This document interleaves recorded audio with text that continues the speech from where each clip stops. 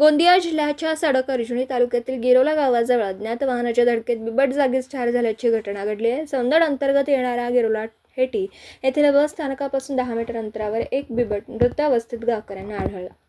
गावकऱ्यांनी लगेच याची माहिती सडक-अर्जुनी वन विभागाच्या अधिकाऱ्यांना दिली. माहिती मिळताच वन विभागाचे अधिकारी व कर्मचारी घटनास्थळी दाखल झाले.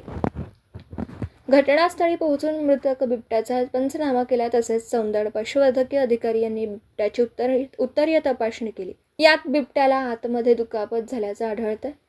त्यामुळे या बिबट्याचा मृत्यू झाला.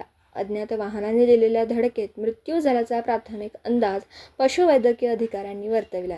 गोंदियाहून प्रतिनिधी अमरदीप बडगे. दिवसभरातील घडामोडींचा आढावा घेण्यासाठी पाहत रहा N24 मराठी न्यूज चॅनल.